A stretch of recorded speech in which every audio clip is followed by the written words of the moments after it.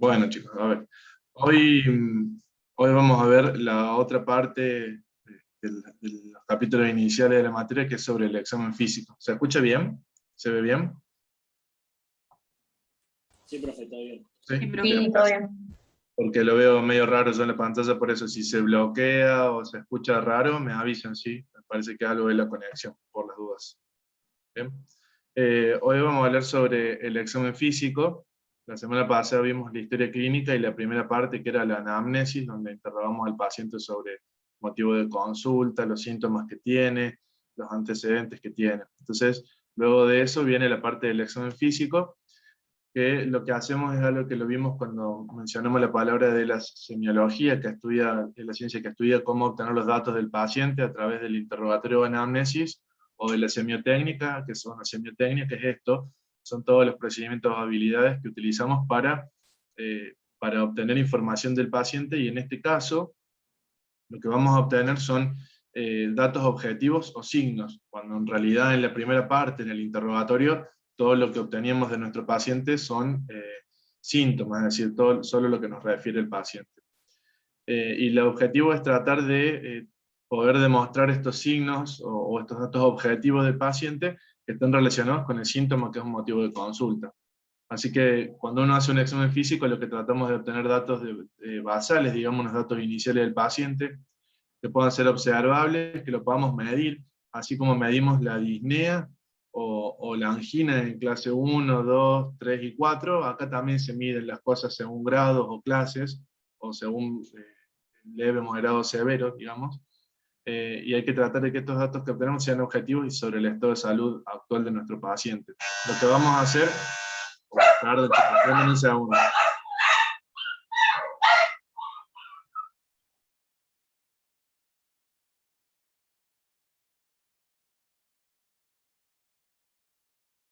Esperen que reponga.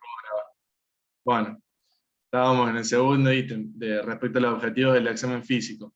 Lo que les decía es que lo que tratamos de hacer es confirmar o contrastar, es decir, buscar qué es lo opuesto a lo que nos dijo el paciente, los datos subjetivos, es decir, lo que me dice, trato de corroborarlo a través de mi examen físico, con las técnicas, que es lo que vamos a ver algunas cosas ahora, lo básico, digamos, para un examen cardiovascular.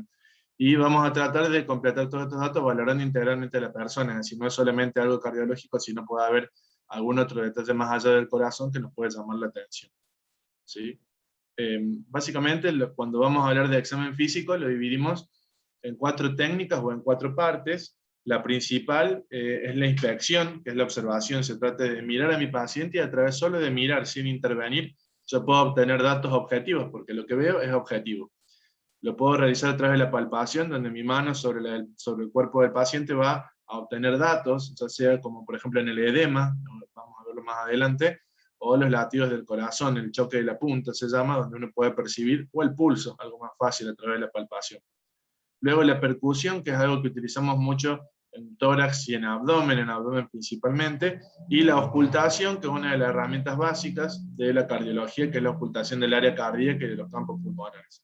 Hoy vamos a ver, en primera parte, lo que corresponde a un examen físico general y las divisiones o las cosas que podemos realizar desde el punto de vista del examen cardiovascular en la inspección, ¿sí? Y la palpación. Cuando hablamos del examen físico general, vamos a hablar de 2 cosas, digamos. Lo primero son los signos vitales, que creo que también ya lo han visto el año pasado, que lo vamos a dividir en 5, el pulso.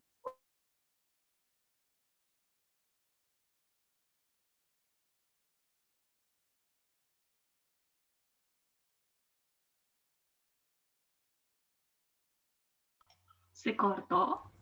Sí, me parece que sí. Parece que sí. Ah, Me pensé parece que era me mío. cortó. No, a mí también se me cortó, chica. Ah, ok. Hola, Moni.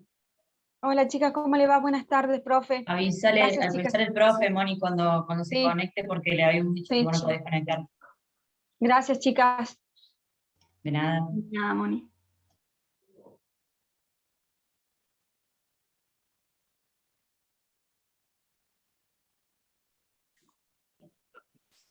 ¿Me escuchan? Profe, buenas tardes. Sí, sí, se cortó. Soy Moni. Soy Mónica Suárez, no me podía conectar, recién entro, profe, buenas tardes.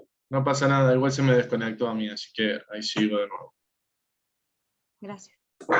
Estábamos acá en este diapo.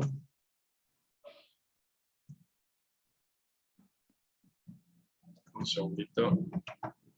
Bien. Alcanzamos a ver esto de los signos vitales, y en segundo lugar el examen general, como les decía, vamos a ver el decúbito, que es la forma en la que el paciente está acostado, la fascia del paciente, que nos puede dar datos respecto a cómo se siente o cómo está, el nivel de conciencia, es decir, el estado de lucidez que tiene, el estado nutricional y características de la piel. Pero cuando hablamos de los signos vitales, y que creo que es uno de los datos más importantes, vamos a ver cada uno de ellos. El primero es el pulso, y pulso denominamos a la sensación que tienen nuestros dedos, como ven aquí en el dibujo, cuando es una sensación táctil que aparece por la elevación que produce de nuestro dedo la pared arterial con cada uno de los latidos cardíacos, y que esto lo vamos a percibir cada vez que palpamos la arteria sobre un plano de resistencia. ¿Qué quiere decir? Si yo palpo la arteria y debajo de la arteria tengo un hueso, ¿sí?, que es sólido, al palpar voy a comprimir la arteria y voy a percibir cada vez que pasa sangre como una elevación de mi dedo. Eso es el pulso que habitualmente tomamos en la muñeca, que es el pulso radial. Si lo hago, y si aprieto una arteria, pero de detrás no hay ningún plano de resistencia, nada que le oponga, lo único que voy a hacer es desplazar la arteria hacia atrás, pero nunca la llego a comprimir para percibir esta elevación. Entonces siempre es contra un plano de resistencia. La característica normal del pulso, porque cada uno de los signos vitales tiene una característica normal, es una frecuencia de 60 a 100 latidos por minuto, al igual que el ritmo sinusal. Tiene que ser rítmico o regular, al igual que el ritmo sinusal. La amplitud del pulso, es decir, que tanto se me eleva el dedo entre latido y latido, también tiene que ser regular, para asegurar que cada latido es similar al previo. Y la resistencia que genera cada vez que yo presiono también tiene que ser similar, que eso habla de la similitud entre cada latido y latido. Y además tenemos algunas formas del pulso, que vamos a ver algunos ejemplos de los más clásicos, que pueden orientar hacia algunas enfermedades. En este dibujo están todos los lugares en los que podamos tomar el pulso, ¿sí? Existe una infinidad de lugares donde tomar. Los más comunes son el pulso temporal, que está acá en la sien, por detrás, digamos, entre la parte posterior de la ceja, el final, y la parte anterior de las orejas. El pulso carotídeo, que está en el cuello, a la altura del borde superior del cartílago tiroides. Podemos tomar el pulso braquial, que está en el brazo, a la altura del pliegue del codo, y ese es el que vamos a usar para medir la presión arterial habitualmente. El pulso radial y el pulso cubital, que están en la muñeca, principalmente el radial, que es el que está del lado del dedo gordo, es el que tomamos casi siempre, y cuando vamos a hacer la medición de la presión arterial palpatoria vamos a usar el pulso radial, y para medir la presión arterial auscultatoria, es decir, con el estetoscopio, vamos a usar el braquial, que está en el pliegue del codo. Después podemos usar el pulso femoral, que está en la ingle, el pulso popliteo, que está en la parte posterior de la rodilla, y después tenemos el pulso pedio, que está en la cara anterior del pie. Todos estos lugares son pulsos donde podamos palparlo al paciente, y podamos determinar si tiene alguna de las siguientes alteraciones. Lo más común es que, como les dije, la frecuencia es 60 a 100 del pulso. Si va a más de 100 latidos por minuto, se denomina taquifigmia. Si va a menos de 60, se denomina bradifigmia, que en el corazón, cuando lo vemos en el electrocardiograma, eso se denomina taquicardia. Cuando va a más de 100, ahí hay un error en el dibujo, o bradicardia cuando va a menos de 60. Y hay distintas causas que quizás la han visto ya en el electrocardiograma, cuando han visto el electrocardiograma normal, causas de taquicardia sinusal, que en este caso sería la taquifimia. La taquifimia, o pulso más de 160, puede ser, más de 100, perdón, puede ser la causa de taquifimia sinusal o arritmia sinusal. Cuando uno después de comer tiene a veces aumento de la frecuencia cardíaca, cuando uno tiene fiebre, que la frecuencia cardíaca suele estar por encima de 100, enfermedades cardíacas, cuando hace deporte o actividad física, cuando uno tiene dolor, cuando está intoxicado, cuando tiene arritmias que van más rápidas, ¿sí? O algunas alteraciones endocrinológicas como el estado de hipertiroidismo que acelera nuestro corazón. Por otro lado, nuestro corazón puede estar lento y tener una bradifigmia, cuando tengo bradicardia sinusal o bradifigmia sinusal. Cuando estamos durmiendo, algunas arritmias que van lentas, como los bloqueos cardíacos, algunas infecciones que hacen que nuestro corazón vaya lento. Los deportistas muy entrenados suelen tener frecuencias cardíacas muy bajas cuando están en reposo. Algunos fármacos que enlentecen nuestro corazón, como los bloqueantes beta que utilizamos para la hipertensión o para la insuficiencia cardíaca, ¿sí? Algunas endocrinopatías, como el hipotiroidismo, que hace que vaya más lento nuestro corazón, o hipertensión endocraniana, que es el aumento de la presión dentro de nuestro cerebro, que produce un reflejo y nuestro corazón empieza a latir más lento, con un pulso por debajo de 60. Luego, más allá de las características de la frecuencia del pulso, podemos tener alterada el ritmo y la regularidad. En este caso, uno de los ejemplos es la arritmia respiratoria, que traducida al electrocardiograma es la arritmia sinusal, ¿sí? Donde lo único que vemos es que cuando el paciente inspira, en el electrocardiograma los complejos QRS se acercan, y cuando expira los complejos QRS se separan, ¿sí? Y esto es por un exceso del tono neurovegetativo, que es más común en niños y adolescentes, y que en el pulso lo vamos a ver como un pulso que lo palpamos, con una regularidad normal, y cuando el paciente respira, el pulso mantiene la misma intensidad, la misma amplitud, la misma altura, pero se hace más frecuente, y cuando el paciente expira, ese pulso se separa un poco, ¿sí? Respecto a otra de las alteraciones, podemos ver un pulso que esté alterado en la regularidad o ritmo cuando tenemos extrasístoles. Extrasístoles son los latidos que están fuera de ritmo y que suelen estar adelantados, ¿sí? Que pueden estar en forma aislada, pueden ser en salvas, dos latidos, o sea, un latido normal y un latido extrasistólico, o un latido normal, dos latidos normales y un latido extrasistólico, digamos. Entonces, lo que vamos a ver en este caso, por ejemplo, un pulso bigeminado es una percepción del pulso normal, y después un pulso que aparece adelantado y de menos tamaño, porque se adelantó en su ritmo normal, debería haber caído donde estoy marcando ahora con el puntero, pero sale antes, y por eso de menor tamaño. Y después tenemos de nuevo otro pulso normal y otro adelantado. Entonces cuando van intercalados uno y uno normal y uno adelantado, se llama bigeminia, quiere decir un latido normal y un latido extrasistólico.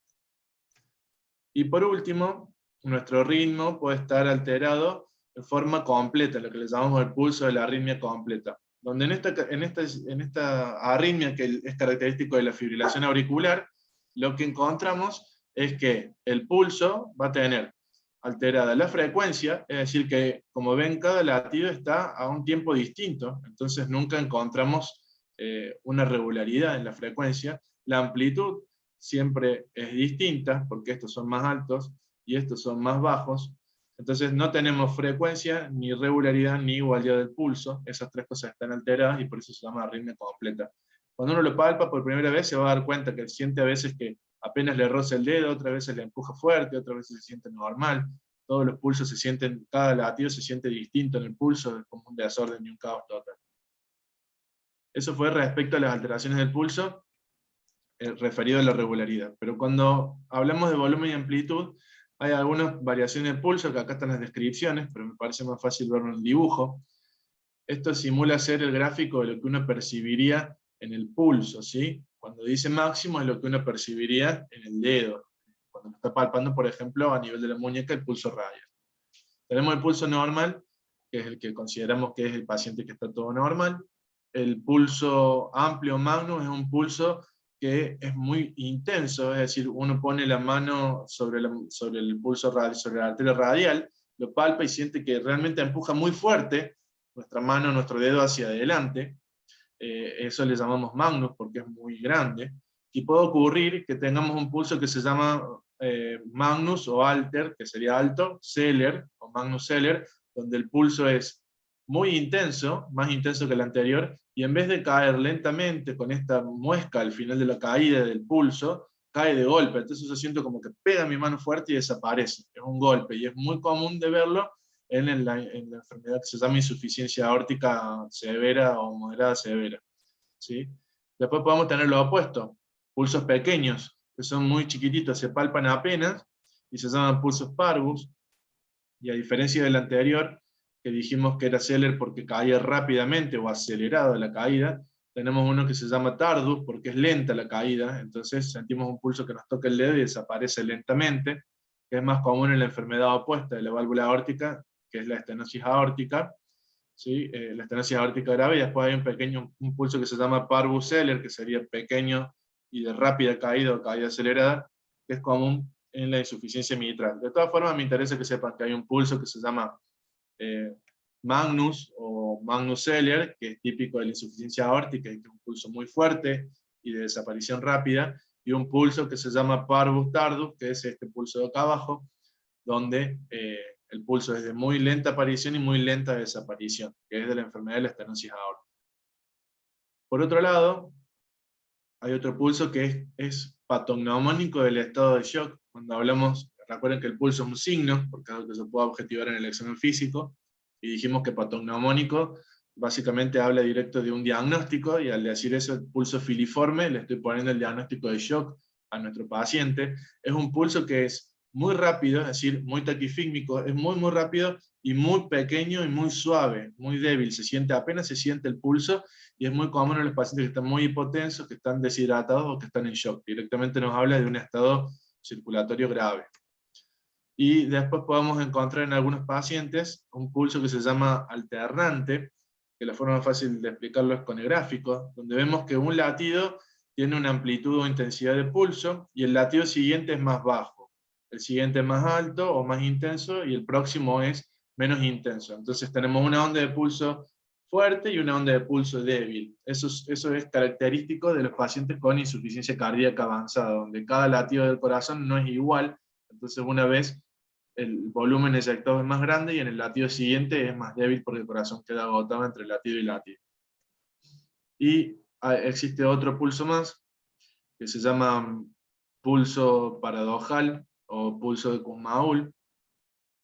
Recuerdan que hace un ratito vimos el pulso de la arritmia respiratoria, o la taquifigmia sinusal o respiratoria, donde cuando uno respira, el pulso lo que hacía era ponerse con mayor frecuencia, y después volvía a la frecuencia normal en la expiración.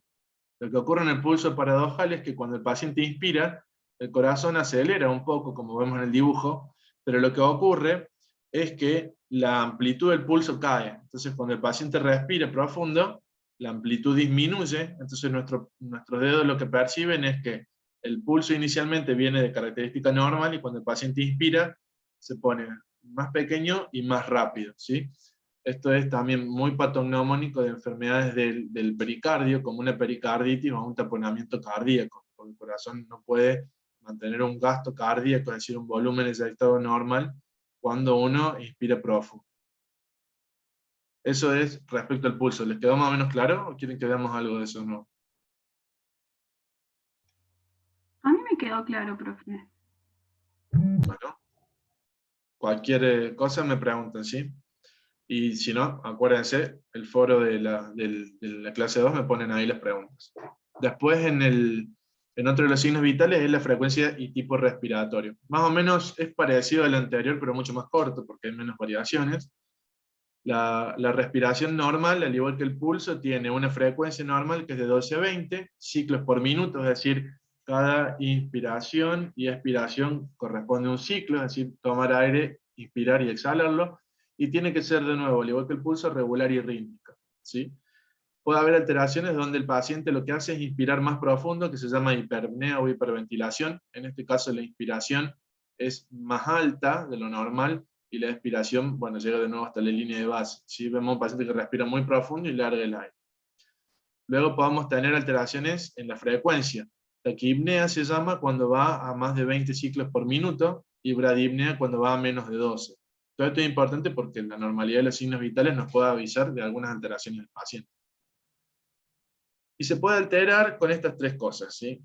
Lo primero es una alteración que se llama respiración de Kussmaul, que es muy frecuente en los pacientes que tienen procesos neurológicos o enfermedades neurológicas. El paciente lo que hace al principio es, esto está dibujando el ciclo hacia arriba de la inspiración y la caída de la expiración. El paciente empieza a inspirar y expira, cada vez inspira más volumen, o sea, se va haciendo más grande, ¿sí? Hasta que en un momento empieza a disminuir la cantidad que inspira, achicándose esto que es la amplitud de la respiración, hasta que llega un momento que se vuelve acá superficial, casi no vemos que respira, y luego hace una pausa o apnea. Apnea es que no está respirando durante 10 a 30 segundos, y luego el paciente empieza a respirar de nuevo, cada vez más rápido y más profundo, hasta que repite. Y eso se va repitiendo una y otra vez, ¿sí? Entonces respira profundo, hace la apnea, empieza a respirar rápido, más profundo, cada vez más suave, y hace la apnea y vuelve a respirar. Por otro lado está la respiración en Cheyne-Stokes. En esta respiración, que se llama en guardia griega por la forma que tiene, el paciente inspira, hace una pausa, luego expira, hace una pausa, inspira, hace una pausa, expira, hace una pausa. Esto es muy común en los pacientes que tienen acidosis, que su sangre tiene un pH muy bajo, que está muy ácida, particularmente en los que tienen problemas renales o descompensaciones de la diabetes, y habla de un mecanismo de los pulmones para tratar de eliminar el exceso de ácido que hay en nuestro cuerpo. Y después podemos encontrarnos lo que es la apnea, que dicho de otra forma más fácil es cuando el paciente viene respirando y dejó de respirar, ¿sí? Que puede ser sostenido a lo largo del tiempo y ya es un paro respiratorio, ¿sí? Esas son las 3 variaciones más importantes respecto a la respiración. Respecto a la temperatura, esto es algo bastante más simple, lo hacemos a través de un termómetro, existen varios lugares para medirlo. La temperatura, en este caso, tiene una sola variante de alteración, es decir, está elevada, de fiebre, o está baja, que se llama hipotermia, y el valor normal de la temperatura es entre 36 y 37,5 grados Celsius, a saber que eso va a variar según donde uno mide la temperatura del paciente, ¿sí? Estos grados están calificados para la temperatura medidas en la cavidad oral, es decir, con un termómetro que va hacia la parte inferior, hacia por debajo de la lengua. Después podemos medir la temperatura rectal. En ese caso la temperatura rectal va a tener medio grado más, a 0,7 grados respecto del axilar, respecto a la oral, perdón, para considerarlo fiebre, y la axilar que suele estar 0,3 o 0,4 más bajo que la temperatura oral. ¿Sí? Y existe una forma de medir temperatura en el oído, en el que se utiliza principalmente en los niños porque es más rápido, y refleja la temperatura que se llama central de nuestro cuerpo, que es la que es más difícil de medir, la temperatura en la zona más interna de nuestro cuerpo, pero requiere disponer de un aparato, un equipo específico para poder medir la temperatura a través del tipo.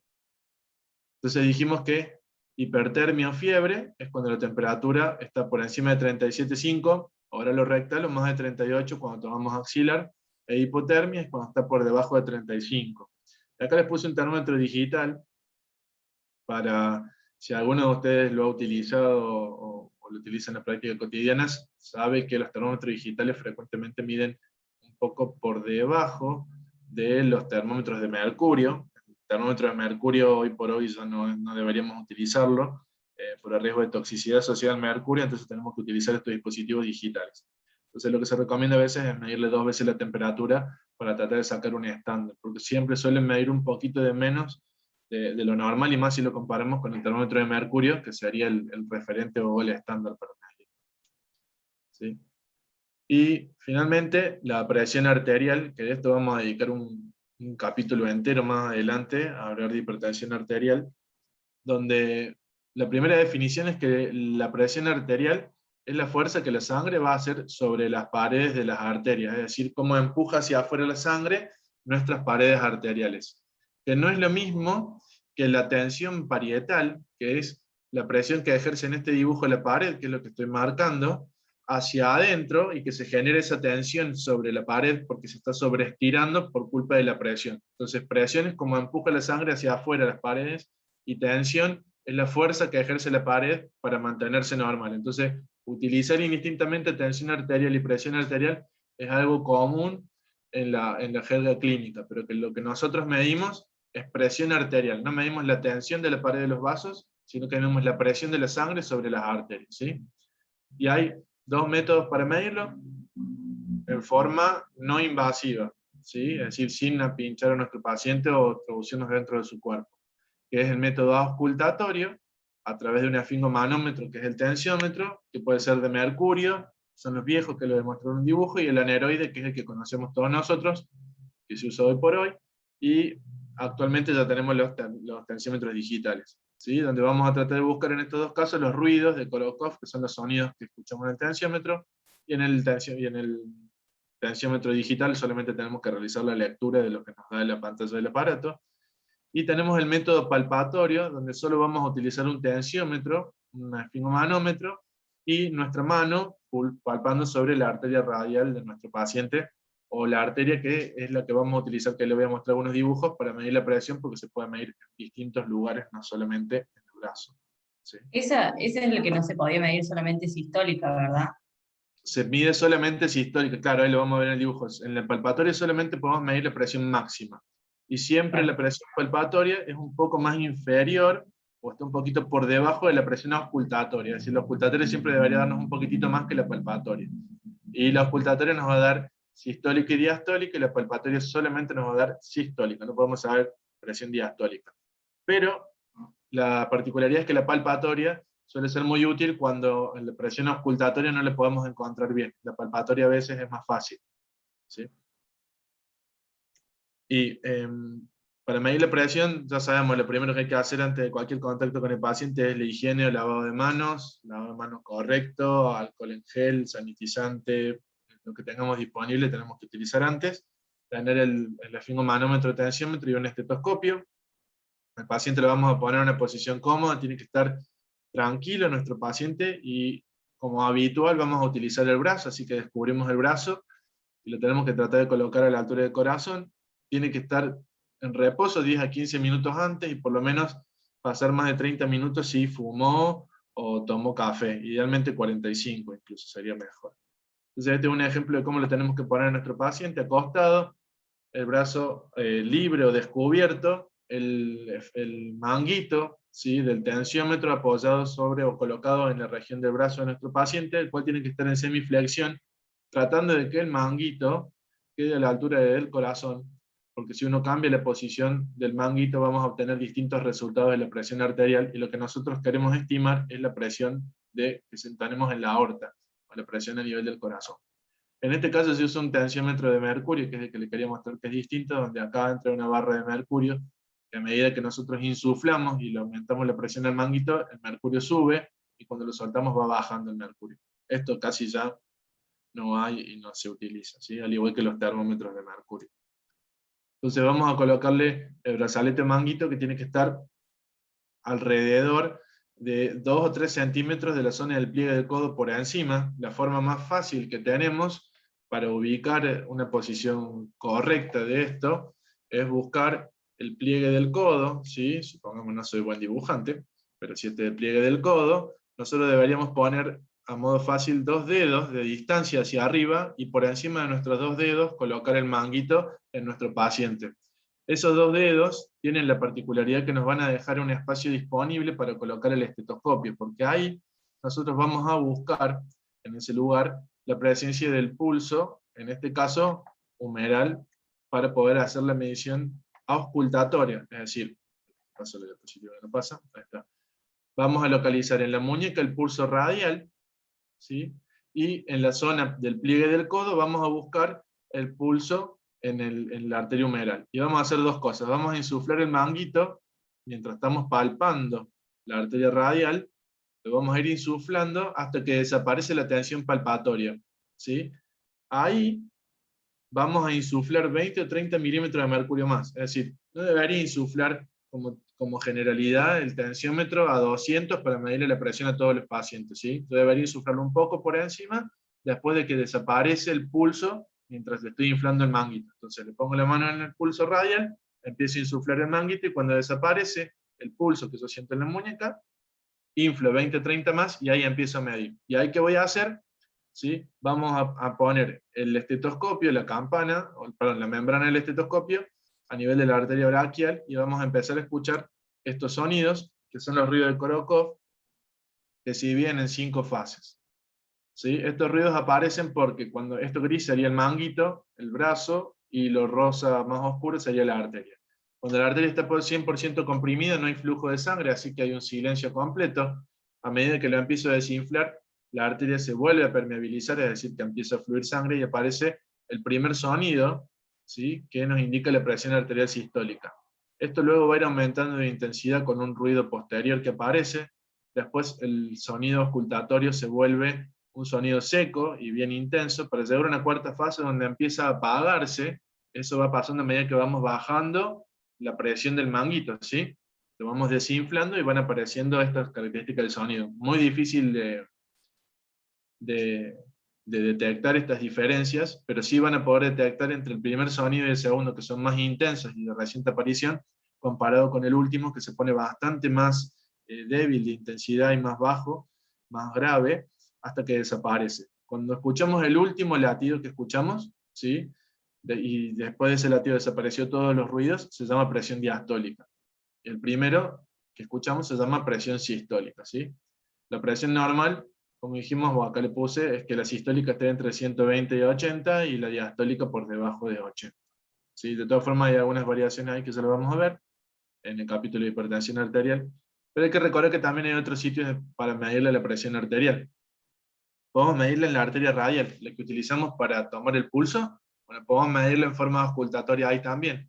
La diferencia es que el manguito, en lugar de colocarlo por encima del pliegue del codo, lo vamos a colocar por encima de donde vamos a auscultar la arteria radial. Entonces lo insuflamos, y en este caso solamente lo vamos auscultando a medida que lo desinflamos, ¿sí?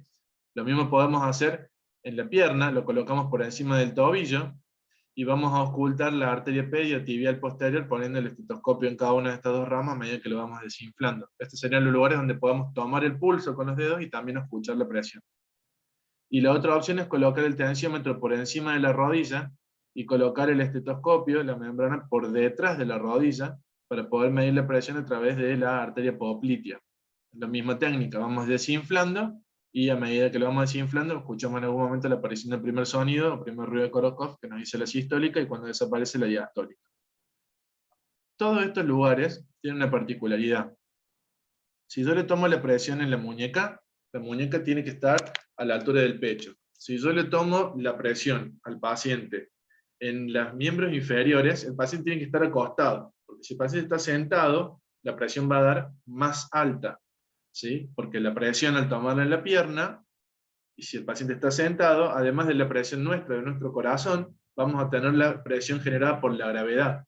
Entonces no es la presión arterial real que queremos medir. Siempre el manguito, es decir, la zona gris donde insuflamos, tiene que estar a la misma, exactamente misma altura del corazón, para que la presión sea correcta. Si no estamos midiéndole presión de más o presión de menos. ¿Sí? ¿Eso quedó claro más o menos? Respecto a la temperatura, frecuencia respiratoria y la presión arterial. Sí, profe. ¿Sí? Sí, profe. Bueno, esto ya es un poquito que mucho no lo vamos a aplicar, respecto a la inspección general de los pacientes. Vamos a ver lo que es la actitud del paciente, la postura. Esto es importante. Hay algunas cosas que le puse acá en los ejemplos con los dibujos. Hay una postura que se llama sentado semisentado. Sentado es este paciente de aquí y semisentado es este.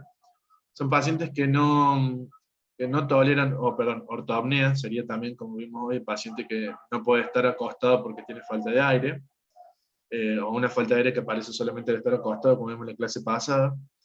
Son pacientes que, claro, tienen algún signo de fallo cardíaco o problema respiratorio que le impide estar 100% acostado, o incluso tienen que estar a veces sentados porque no logran estar acostados. Entonces estos pacientes tienen alguna patología, y solo verlos cómo están, o que tienen imposibilidad de acostarse plano, nos dice que ya hay un problema en su salud, ¿sí? Y después podemos encontrar pacientes que están en plegaria mahometana, es decir, sentados de cuclilla o hacia adelante, que esta es la plegaria mahometana, como que estuvieron orando, rezando, y estos son los pacientes en cuclillas, que lo que nos habla particularmente este tipo de decúbito es de alguna enfermedad pericárdica, que les produce dolor. Entonces al ponerse hacia adelante, o en cuclillas, el corazón deja de tener tanto roce, y el paciente deja de tener tanto dolor en el pecho. Como hablando de pericarditis, como algo que vimos en la clase pasada, cuando hablamos de causa de dolor precordial, que no tuvieran origen cardíaco, ¿sí? Luego podemos valorar el hábito constitucional, eso es decir, cómo lo vemos a nuestro paciente, la anatomía de nuestro paciente, y podemos tener pacientes longilíneos, es decir, que son pacientes altos y flacos, de bajo peso, donde el corazón más comúnmente, como el tórax es alargado, el corazón tiende a estar hacia abajo de la punta del corazón, y tenemos pacientes brevilíneos, que son los de talla más baja, ¿sí? Y habitualmente con un índice de masa corporal más elevado, donde el corazón tiende a estar en posición horizontal, es decir, más hacia la izquierda y no hacia abajo. Y después podemos ver algunas alteraciones en el color de la piel, cuando lo revisamos, esto es todo a través de la inspección, solo mirando, podemos ver que la piel esté pálida, que la piel esté cianótica, es decir, que esté oscurecida, y esto se produce porque la sangre circula lentamente en la piel, y tiene demasiado tiempo que transcurre a través de nuestra piel, y pierde demasiado la cantidad de oxígeno. Entonces la hemoglobina, que cuando tiene oxígeno es roja, cuando lo pierde se pone oscura, y por eso nuestra piel se pone oscura, que es lo que a veces vemos los dedos azules, la boca azul en un paciente que está mal oxigenado. Y eso se llama cianosis. Y por último podemos ver la ictericia, que son el color amarillo de la piel, o de las escleras de la parte blanca del ojo, que nos habla de algún signo de enfermedad hepática. Y el estado de conciencia, en realidad, como la mayoría de las prácticas se realizan en forma ambulatoria, en cardiología es difícil tener que valorar el estado de conciencia de un paciente, pero si están en alguna sala donde se realizan procedimientos como hemodinamia o una sala de terapia intensiva, el estado de conciencia es algo importante porque nos da la gravedad de nuestro paciente. Entonces, puede ser que un paciente esté desorientado solamente y tengamos que preguntarle su nombre, el día de hoy, el lugar donde estamos, y quiénes somos nosotros, que lo estamos viendo, quizás no sepa nuestro nombre, pero puede saber qué rol tenemos o que somos agentes de salud. Eso es para saber si nuestro paciente está orientado o no. Y de ahí tenemos que cotejarlo con lo que ya sabemos del paciente, previamente por la anamnesis, si nuestro paciente ya sufre de algún grado de alteración en la orientación o de cognitiva, es decir, en la capacidad de pensar, o si esto es algo nuevo. Y después puede haber alteración en el nivel de conciencia. Eso es el grado de lucidez que tienen nuestros pacientes, el estado de vigilia, el estado de estar conectado hacia el medio. Podemos tener un paciente lúcido que está conectado con nosotros y está en estado, no de alerta se refiere a algo malo, sino que puede responder a cualquier estímulo que le hacemos nosotros. Podamos tener un paciente somnoliento, que es el paciente que parece que está dormido, pero nosotros lo llamamos y le decimos el nombre o le gritamos y el paciente va a responder, y responde bastante normal, responde bien, responde a todo lo que le pedimos y luego vuelve a ese estado de sueño. Es como si estuviera dormido y le costara mucho despertarse. Pero cuando se despierta, el paciente se despierta normal.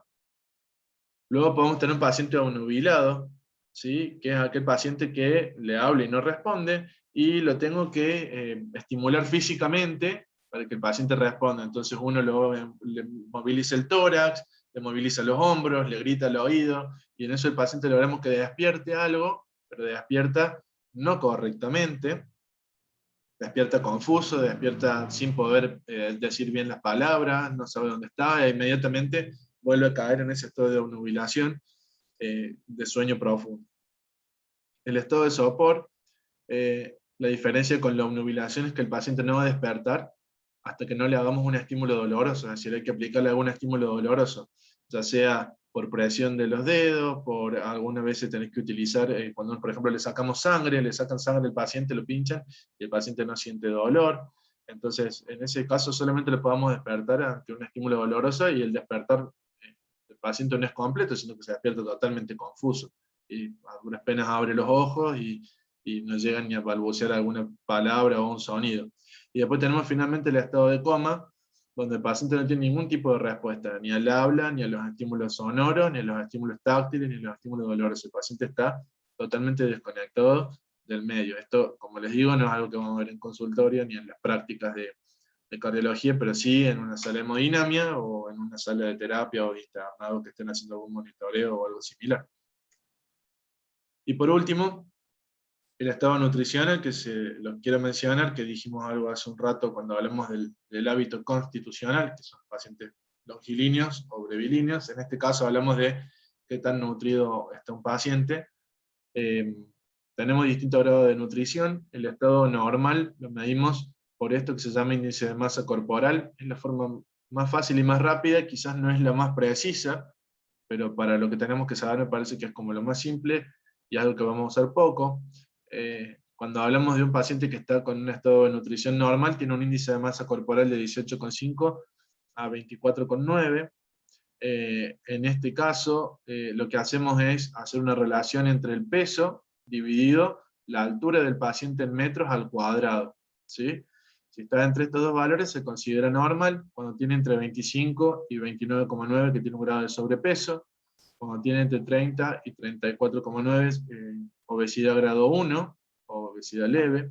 Entre 35 y 39,9, obesidad grado 2 o moderada. Entre 40 y 50, obesidad mórbida. Y más de 50 es una clasificación nueva que se pone de superobeso, ¿sí? Porque tienen otro grupo de enfermedades relacionadas con la obesidad tan severa. Y así, al revés, cuando tienen menos de 18,5, se considera que tiene bajo peso o estado de desnutrición. Así que, como dijimos recién, esos son la parte del examen general, es decir que signos vitales, estado de conciencia, la facie, el decúbito, que es decir, cómo el paciente se acuesta o lo encontramos en la camilla. Y por otro lado, les dije que tenemos los pasos específicos del examen físico, como la inspección, palpación, percusión y auscultación. ¿Vamos bien hasta ahora o tienen alguna duda? Bien, profe. Estamos bien, profe. Bien, bueno. Hoy vamos a ver inspección, y que al final lo vamos a mezclar un poquito con la palpación por el tema de los edemas, ya que lo vamos a ver acá. En la inspección lo que vamos a hacer es lo que le marqué acá, es un examen visual. O sea, lo que solo vamos a hacer es mirar. No tenemos que hacer nada con nuestro paciente más que mirarlo desde afuera, y con eso vamos a ver si está todo normal, si hay algún hallazgo o alguna alteración, si eso que yo veo es típico de la persona, su edad o el sexo, o si lo que tiene es alguna cosa relacionada a una enfermedad, ¿sí? Y cuando vemos algo en nuestro paciente, lo que vamos a hacer es tratar de describir en cualquier lesión o cosa que veamos, los siguientes enunciados, que son tamaño, forma, la posición, dónde se ubica, el color, el aspecto que tiene, si se mueve y es simétrico. Por ejemplo, vamos al edema, vamos a hablar del edema, que es la acúmulo de líquido en el espacio intersticial, como vimos ya la semana pasada. Vamos a ver, en realidad tamaño y forma no lo vamos a ver, pero sí vamos a ver la posición, está en los brazos, está en las piernas, al igual que la localización, es circunferencial, está solo adelante, está solo atrás. El color del edema, el color es normal, el color es rojo, el color es azul.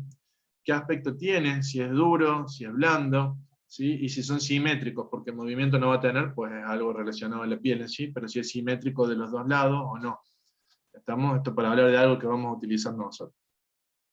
En la palpación, lo que vamos a utilizar es el sentido del tacto. Lo que vamos a hacer es utilizar nuestra mano, ¿sí? Y particularmente la yema de los dedos, que es la zona más sensible de nuestro cuerpo para tomar o recoger datos cuando uno palpa a un paciente, y vamos a tratar de sacar datos como la textura de lo que palpamos, la temperatura, la humedad, el tamaño, la consistencia, si se mueve, si le molesta al paciente cuando toco esa zona, si le genera dolor, es decir, todo lo que esté relacionado a la palpación de nuestro paciente, o con la mano llena, o con la punta de nuestros dedos, ¿sí?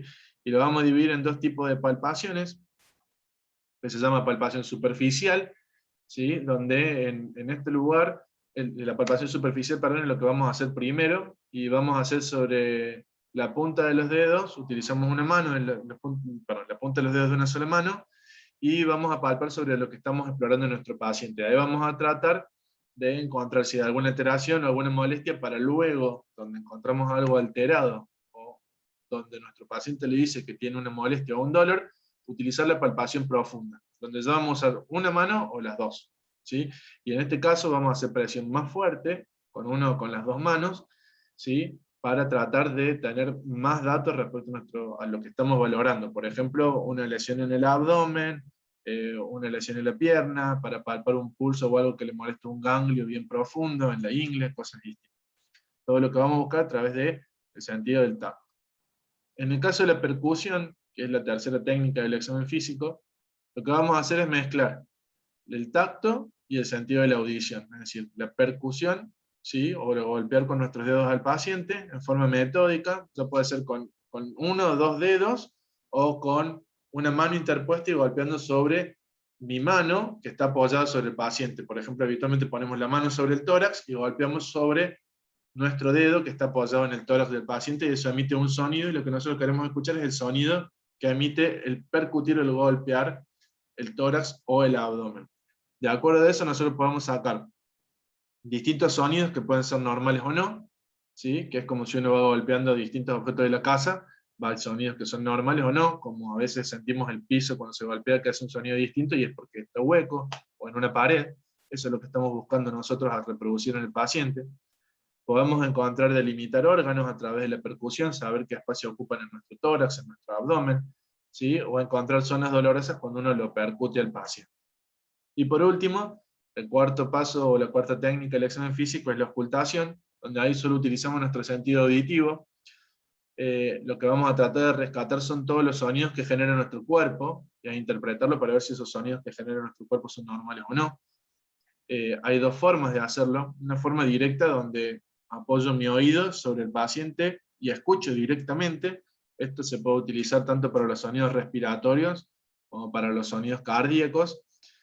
Esta técnica en realidad, más allá de no tener una buena bioseguridad, dado que estamos apoyados sobre el paciente, a veces se puede poner una tela sanitaria, que lo único que hace es generar un espacio entre nosotros y el paciente para que no estemos en contacto directo.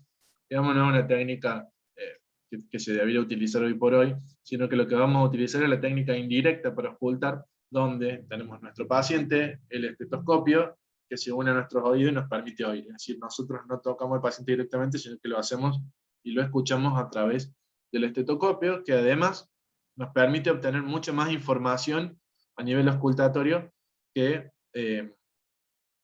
la auscultación directa. Y antes de revisar un paciente, antes de iniciar todas estas etapas del examen físico, hay que tomar algunas precauciones, ¿sí? Hay que explicarle qué es lo que le vamos a hacer, por qué le estamos haciendo esta parte del examen físico, y hay que tratar de que el paciente colabore. Hay que poner en una posición cómoda, que el paciente esté relajado, y hay que respetar la privacidad del paciente, y descubrir solamente lo que vamos a necesitar examinar, ¿sí? Siempre pidiéndole permiso primero al paciente, y tratando de respetar esto, la privacidad del mismo. Hay que tratar de que el espacio donde estemos sea un lugar cómodo, y que no esté ni muy frío ni muy caluroso, porque el paciente se puede sentir incómodo al tener que descubrirlo o al hacerle un examen físico, y que haya buena luz. Si estamos en un lugar oscuro y revisamos al paciente, es probable que los detalles de la inspección visual sean muchos menos que los detalles que voy a tener en un lugar bien iluminado. Si no puedo tener buena luz, hay que utilizar una linterna para evitar que haya poca iluminación o se genere mucha sombra sobre el paciente, ¿sí?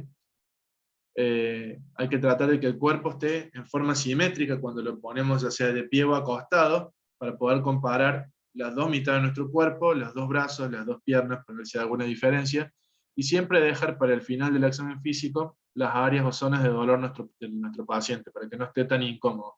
Porque si le duele la pierna derecha y lo primero que le reviso es la pierna derecha, le hago doler y después le tengo que revisar todo el resto del cuerpo, la verdad que va a estar incómodo mientras lo sigo revisando. Entonces el primero se revisa todo y lo que duele es para el final, ¿sí? En el caso de la inspección, y la inspección a nivel cardiovascular, se dividen algunos pocos signos que vamos a buscar. Acuérdense que en el examen físico lo que buscamos son signos, son todas cosas objetivas. Lo puedo ver yo, lo puede ver un colega, lo puede ver otra persona del equipo de salud, todos podamos ver lo mismo y todos deberíamos ver lo mismo. Por eso es que le vamos a ir poniendo nombre, le vamos a ir poniendo categorías, para que cuando uno diga algo, por ejemplo en este caso ingurgitación yugular, todos sepamos que es ingurgitación yugular, y la severidad o el grado sea más o menos el mismo idioma el que manejemos todos, ¿sí? Cuando lo inspeccionamos a nuestro paciente en el cuello, podemos ver esto que se llama ingurgitación yugular, que es lo que vemos aquí. Este es un paciente sentado, y vemos en el cuello cómo aparece esta gran vena dilatada, y lo que está traduciendo esta dilatación venosa, que no es normal verlo, ¿sí? Es que hay un aumento de la presión venosa en el territorio de la vena cava superior, que es hacia donde drena esta vena yugular externa. Hay varias causas, como fallo cardíaco, una trombosis o un coágulo que se produzca en la vena cava superior, ¿sí? Lo más común en realidad de todas formas es ver que estas venas se ven dilatadas por problemas cardíacos, ¿sí? Como insuficiencia cardíaca. Y a veces es posible ver que estas venas que son gruesas o están dilatadas aparecen cuando uno está acostado plano, y que cuando uno se sienta desaparece. Eso es algo normal.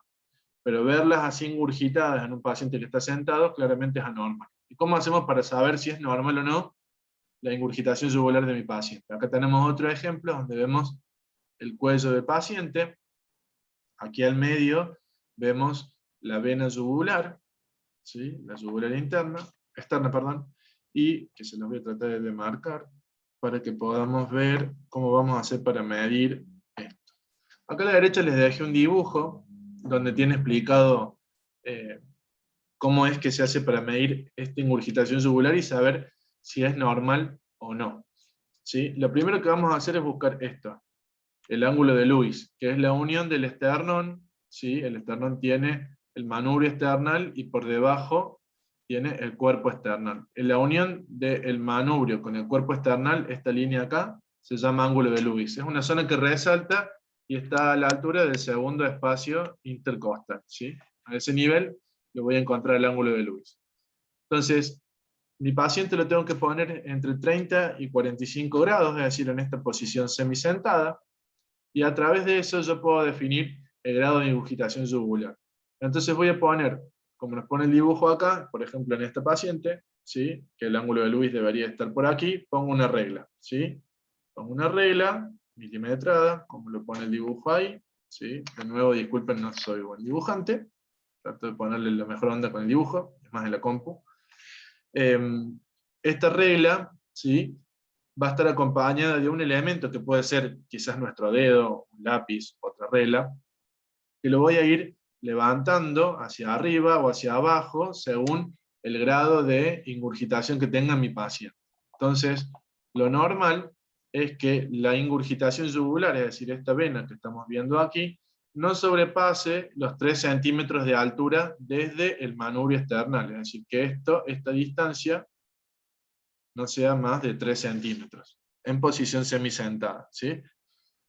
Por encima de esos 3 centímetros hablamos de, si esta línea se va por arriba, hablamos de ingurgitación yugular, primer grado. Cuando llega a la mitad del cuello, le decimos segundo grado, y cuando llega hacia el ángulo del maxilar, que sería este, ¿sí? O lo sobrepasa, decimos de tercer grado.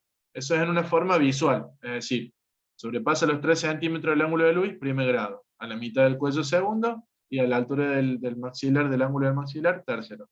Pero si no, yo puedo ponerle directamente en milímetro y poner en centímetros, entonces puedo medir esta distancia, a ver si vamos a cambiar el color, se ve de otra forma, puedo medir esta distancia y decir cuántos centímetros tiene, puedo medir esta distancia y decir cuántos centímetros tiene, siempre midiéndola respecto al ángulo de Lewis, que sería el cero de la regla.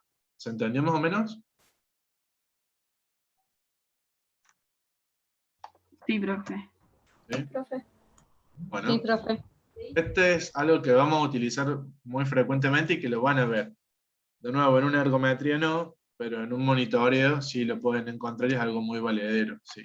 Y nos va a hablar de distintas enfermedades. Después Profe, podemos una ir... pregunta. ¿Sí? Perdón, profe, una pregunta. ¿Eso ¿Sí? duele cuando está inflamado? No, no les duele. No tiene por qué Ajá. producir dolor. Lo que les produce a algunos pacientes, no es que esté inflamado, ¿no? Ojo, no es Hinchado. inflamación. Está, claro, no, tampoco, no, porque eso habla de decir inflamado o hinchado, habla de que tiene un proceso inflamatorio o acumulación de líquido por fuera. Eso es como, es una dilatación de la vena, pero no está Ajá. infectada, inflamada o dolorida. Por eso solo se dilata porque las venas, ¿sí? Sí. Son vasos de capacitancia, se llama. Las arterias son vasos que tienen músculo, entonces lo que hacen es mantener la presión arterial. Las arterias tienen mucho músculo para hacer que la presión se mantenga estable a lo largo del territorio arterial. Las venas, en realidad, son vasos que lo que van a hacer es dilatarse o achicarse en función de la cantidad de líquido que hay en nuestro cuerpo, para darle tiempo al corazón. Entonces, cuando las venas de nuestro cuello están dilatadas, es porque el corazón recibe demasiado líquido, demasiado volumen sanguíneo, y no lo puede desembarazar. Eso se llama insuficiencia cardíaca. Es decir, la sangre que debería llegar a mi corazón, y que mi corazón debería bombearla o expulsarla en forma normal, lo hace de menos. Entonces, ¿qué pasa? Si no bombeo toda la sangre que debería bombear, en algún lugar tiene que estar. Entonces el primer paso es que se vuelva hacia atrás, hacia el territorio venoso. Si no puedo ir para adelante, me lo voy a acumular para atrás. Y ahí es donde aparece esta ingurgitación yugular. Pero no produce dolor. Sí, algunos pacientes se pueden quejar de que lo ven y les molestan, o sienten que algo les late en el cuello, se les Ah, mueve, ok, sí, sí. y es la vena yugular externa, pero no es dolorosa. No tiene por qué ser doloroso. Si es doloroso, tenemos que pensar en una trombosis o una tromboflebitis de la vena, es algo más grave. Por eso pregunto. Gracias, profe. ¿No? Por favor. La inspección del tórax, como les dije, algo general. Esto es, miro a mi paciente desde lejos, miro su tórax y voy a ver en el tórax si tiene alguna alteración en la piel, alguna cicatriz que me puedo adelantar que tuvo alguna cirugía torácica o cardíaca, ¿sí? Si el tórax es simétrico o no. Hay pacientes que tienen malformaciones torácicas, como algo que se llama síndrome de Poland, tienen pérdida de uno de los músculos pectorales, entonces el tórax es asimétrico, tienen más tórax de un lado que del otro. Los que tengan escoliosis, donde la columna está desviada de un lado hacia otro, ¿sí? Entonces se rotan todos los órganos y toda la cavidad torácica, el paciente no tiene un tórax normal. Entonces todo eso podemos verlo desde lejos, sin necesidad de hacer ningún tipo de intervención en el paciente. Y después el choque de la punta, ¿sí? que es la elevación que vamos a ver del tórax en nuestro paciente, que se ve mucho mejor cuando está acostado, ¿sí? Y que corresponde a una elevación que se ve en el área cardíaca, en la punta del corazón. Esto está un dibujo a través de la parrilla costal, esta es la punta, y que ocurre durante la sístole, se empuja hacia adelante y tiene que coincidir con la sístole. Es más común en pacientes flacos, ¿sí? Longilíneos, ¿sí? Que son de talla larga, y en posición acostada horizontal. Ahí lo podemos llegar a ver, ¿sí? Él se llama la zona o punto de máximo impulso. Es algo visual, yo lo miro y veo que se levanta con cada latido, ¿sí? Habitualmente va a estar, como lo ven acá en el dibujo, en el cuarto, entre el cuarto y quinto espacio intercostal, ¿sí? Y por dentro, esta es la clavícula. Esta es la clavícula. Esta es la clavícula, y habitualmente tiene que estar por dentro de la línea que la parte la clavícula en dos mitades iguales, es decir, por este lado, por dentro de la línea hemiclavicular y por arriba entre el cuarto y quinto espacio intercostal. Eso es lo normal. Pero en algunos pacientes se suele desplazar ese choque de la punta por fuera, ¿sí? Por fuera de la línea hemiclavicular, como le estoy marcando ahora, por debajo de quinto espacio intercostal, o por fuera y por debajo de quinto espacio intercostal. Esas tres situaciones ocurren cuando nuestro corazón ha tenido alguna modificación o alguna variación, ya sea nuestro tórax o no. Esto es lo que le ponía acá, ¿sí? Lo más común es que si se ve por fuera de la línea hemiclavicular, es que esté el corazón engrosado, y si se ve por debajo, es porque el corazón ha tenido un crecimiento del ventrículo derecho más que del izquierdo, ¿sí? Este choque de la punta va a tener algunas características, y como corresponde con la sístole, nosotros deberíamos ver que el choque de la punta va a aparecer 60 a 100 veces por minuto, que sería lo normal para una frecuencia cardíaca normal, y podemos ver si es regular o irregular. Si un paciente tiene arritmia, como la fibrilación auricular, que dijimos hace un rato que era el pulso de la arritmia completa, que es totalmente desigual, vamos a ver que el choque de la punta es un movimiento totalmente desordenado en el tórax, tanto que parece que tuviera un desorden dentro del pecho el paciente, y si le ponemos la mano en el pecho, le sentimos ese desorden, que son los latidos totalmente desordenados, como dijimos, en frecuencia, regularidad e igualdad de la intensidad. Lo mismo que vemos en el choque de la punta, lo podemos ver en el epigastrio, en la boca del estómago. Ahí en el dibujo se está palpando el paciente lo que es el epigastrio, en la zona justo por debajo donde termina el esternón. Este latido también se suele ver en individuos de bajo peso y en forma de estar acostado, es el latido abdominal, y ocurre justo después de la sístole ventricular, y es nada más que un fenómeno de irradiación de la zona del choque de la punta. Y por último, yo puedo mirar los miembros inferiores de mi paciente y ver que tiene edemas, que como dijimos la semana pasada, es la acumulación del líquido en el espacio intercelular o intersticial, o en el caso más grave, en todo nuestro organismo, ya sea en el pericardio, en el espacio de la pleura, dentro de nuestro abdomen, y que eso se llamaba nasal. En el caso del edema, ¿sí? Podemos valorar la localización y la distribución y la consistencia. Respecto a la localización, vamos a ver si nuestro paciente lo tiene en miembros superiores, miembros inferiores, en los párpados, que suele aparecer en algún tipo de edema por causas renales. En los pacientes que están acostados, no suelen estar hinchados los pies, pero sí suele estar hinchada la zona lumbar y la zona de la región interglútea o sacra, dado que por gravedad todo el líquido se va a juntar ahí, que es la zona más declive de nuestro cuerpo al estar acostados. O, como les dije, cuando está generalizado en el anasarca. Cuando lo palpemos al edema, por eso les decía que va más allá esta partecita de la inspección que resolver, cuando lo palpemos al edema, podemos ver lo que sea blando, como el edema cardíaco, donde le hago una presión por 5 o 10 segundos y me encuentro que queda marcado el dedo porque es muy blandito, o que sea muy duro, lo palpo y hay que hacerle mucha fuerza para poder hundirlo un poco al dedo, y eso es típico del edema linfático, que no es el edema cardíaco. Entonces yo, al hacerle presión con nuestro dedo a la zona edematizada de mi paciente, que idealmente debería ser de la misma forma que el pulso, es decir, hacer presión con mi dedo contra un plano de resistencia, es decir, contra un hueso por debajo, para poder valorarlo correctamente. Hago la presión de mi dedo sobre el paciente durante 10 a 15 segundos, y podemos tener este signo que se llama de la fobia, porque queda como si fuera una cucharita o una depresión sobre la piel del paciente, o Godet, que es el nombre que utilizamos más frecuente, signo de Godet. Y que lo vamos a clasificar en cruces, de acuerdo a la severidad. ¿Sí? Tenemos el godet de una cruz, donde deja una pequeña distorsión, una pequeña fobia, una pequeña impronta del dedo y que desaparece rápidamente apenas lo soltamos. El edema dos cruces es aquel que, si bien yo lo aprieto, dura más de un segundo y dura hasta 10 a 15 segundos marcada la depresión sobre la piel, la fobia o el godet queda marcado 10 a 15 segundos. El grado 3 es cuando yo lo aprieto y dura más de un minuto, ¿sí? Y el miembro suele estar, en este caso como vemos la pierna, está muy tumefacta y muy distorsionada, muy alterada su anatomía, y el grado 4 es cuando le aprieta el dedo y por más de 2 a 5 minutos sigue la fobia o el godet marcado y no desaparece. O sea, son edemas muy severos. Y otra forma de valorar la intensidad del edema es el peso. Como dijimos que el edema de una persona es líquido en el espacio intersticial, a medida que acumula más líquido va subiendo de peso rápidamente, puesto que 1 litro del edema que aumente nuestro paciente que junte es 1 kilo de aumento de peso. ¿Sí? Los pacientes pueden aumentar hasta 15, 20 kilos solo de retención de líquido.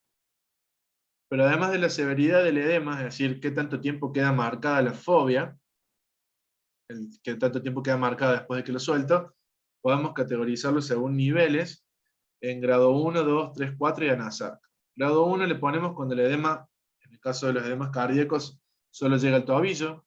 Grado 2 cuando llega a la mitad de la pierna. Grado 3 cuando llega a la rodilla. Grado 4 cuando llegó hasta los genitales o la pared abdominal. Y grado 5 o anasarca es cuando está en todo nuestro cuerpo, en el tórax, en la espalda y en las cavidades abdominales o pleurales, ¿sí? Y hay una cosa más. Una pregunta. Sí. Cuando se tiene retención de líquido, ¿ahí es cuando llega a los genitales de la pared abdominal o no? No, todos estos son distintos grados de retención de líquido, de edemas, ¿sí? El edema es retención de líquido. Cuando llega a los genitales, estamos hablando de que el edema es grado 4, o sea que es uno de los estados más severos. ¿Se entiende la diferencia? El edema es la retención de líquido. Siempre que decimos edema es porque hay líquido en la piel, que no debería de estar, y ese líquido es la retención, ¿sí? Claro. Después, la gravedad nos lo va dando. Obviamente que cuando el líquido llega hasta la pared abdominal o los genitales es porque ya están todas las piernas muy edematizadas, y obviamente que un edema grado 4, es decir, que llegó desde los tobillos hasta los genitales o la panza o el abdomen, se acompaña de un godet grado 3-4, es decir, yo lo aprieto y le queda marcado muchísimo tiempo el signo de godet. ¿Se entendió? ¿Más o menos? Sí, pero... ¿Sí? Son todos distintos grados de retención de líquido, desde el grado más leve, el 1, hasta el 5 o el anasarca, que es el más severo, ¿sí? Pero todos estos son grados de retención de líquido. Lo normal es que no haya edema. ¿Vamos? Y por último, el edema, cuando es cardíaco, que lo mencionamos la semana pasada, es simétrico, es decir, las dos piernas suelen estar edematizadas más o menos de la misma forma, ¿sí? Pero puede pasar que yo vea un paciente, como veo acá en el dibujo, en la foto, que tiene una pierna que está normal, y fíjense, no tiene ni un edema, no tiene nada, y la otra pierna, fíjense como ya desde la rodilla es mucho más grande su diámetro, las pantorrillas son el doble o el triple de la otra pantorrilla, y lo mismo pasa con el pie, miren el tamaño de este pie, lo edematizado que está. Entonces esto es un edema que el godet no lo vamos a poder valorar porque deberíamos palparlo, pero la inspección es un grado 3, porque llegó por arriba de la rodilla. Acá como podemos ver uno de los grados, ¿sí? Pero es asimétrico. Y el que sea asimétrico me tiene que hacer pensar que le está pasando algo a la pierna, no al corazón, porque si fuera el corazón deberían ser los dos pies hinchados, no uno solo. ¿Sí? Los edemas cardíacos son siempre simétricos, iguales de los dos lados, ¿sí? No de un solo miembro. Y en este caso lo que tiene este paciente es una trombosis de una de las venas profundas del miembro inferior, que él está generando una retención de líquidos, pero solo limitado a esta pierna. Bueno, y tiene otro tipo de tratamiento que no es el mismo que el de los edemas cardíacos. No sé si tienen preguntas, quieren que veamos algo, porque hoy hasta acá llego porque hay un montón de información de golpe, que me gustaría que lo lean y después van el cuestionario, así que seguro salen dudas, y después vemos la segunda parte del examen físico, la próxima semana. ¿Alguna duda, chicos? Profe, sí, yo tengo una duda. ¿Me puede explicar de vuelta el tema de la hinchazón de las piernas cuando es una sola? Y lo de Sí. las dos piernas me quedó claro, pero una sola, cuando ve la hinchazón hasta dónde llega. La clasificación es la misma, digamos. el ponerle, cuando veo edema o tumefacción o hinchazón de una pierna, el godet lo vamos a hacer igual, ¿sí? Se hace igual, porque esa es una forma de medir la severidad del edema, cuánto tiempo me le queda marcado el dedo. Eso lo vamos a usar igual, ¿sí? El nivel también lo vamos a usar igual, esto que es el nivel 1, 2, y etcétera, ¿sí? Lo vamos a usar igual, porque 1 es del pie, 2 es hasta la pantorrilla, 3 acá, y 4 sería hasta el abdomen, y 5 para arriba, ¿sí? Okay. Eso va a ser igual, ¿sí? Siempre que hablemos de edema va a ser igual, grado 1, grado 2, grado 3, grado 4, y el de arriba el anasar, ¿sí? O generalizado. Eso no va a cambiar. Siempre va a ser igual que el Godet. Lo que cambia es que cuando es asimétrico, es decir, en este caso, esperen que borro, cuando tengo una pierna así y la otra pierna no, ¿sí? Quiere decir que el problema está en esta pierna, porque esta pierna está normal. Si esta pierna está normal, esta pierna no tiene ningún problema. El problema está limitado a esta pierna, en este caso a esta, ¿sí? Y el problema acá ocurre porque una de las venas de esta pierna, ¿sí? Vamos a dividir de nuevo. Sí, no. El problema es que una de las venas, ¿sí? Que si uno pudiera, le voy a dibujar muy afirmadamente una vena, ¿sí? Una de estas venas tiene un coágulo. Adentro se forma un coagulito que la tapó, ¿sí? Lo vamos a ver, tenemos un capítulo de trombosis. Entonces la sangre, que debería volver hacia arriba, no puede, porque va a subir y se encuentra con un freno, un coágulo, ¿sí? Entonces, ¿qué hace? La sangre empieza a volver para abajo, por ley de la gravedad. ¿Y qué hace? Se empieza a acumular en la pierna. Entonces la pierna empieza a aumentar de diámetro y se pone cada vez más y más grande. Pero una sola. Sí, ahí esa parte sí la entendí. Lo que no entendí eran los niveles, por eso quería que volviera a explicarme. Lo demás sí, ya me doy cuenta. Gracias, ¿Ahí profe. quedó claro lo de los niveles ahora? Excelente, gracias. Sí, perfecto. ¿Alguna otra duda más, chica? No, profe. Bueno, bien. No, profe. Es medio raro los temas para lo que vienen acostumbradas, así que va a ser un tiempito hasta que todas estas palabras que utilizamos sean más frecuentes. De todas formas, en la parte que yo les pongo ahí las actividades, van a tener cosas que les voy a preguntar sobre esto. Está bueno que, si se equivocan o no tienen dudas, preguntemos como les dije al principio y los vamos viendo en el foro. ¿Estamos? Ese es el objetivo de esto, prefiero que se equivoquen y nos demos cuenta que había algo que no estaba claro, antes que quedarnos con conceptos erróneos. ¿Bien? Bueno, buenísimo, profe. Bueno, Okay, muy bien. profe, gracias. Nos vemos la semana que viene ya les subo ahora el PDF de la clase. Bueno, Gracias. gracias. Bueno, Nos vemos. Gracias, profe. Chao, hasta luego. Chao, chao. Nos vemos.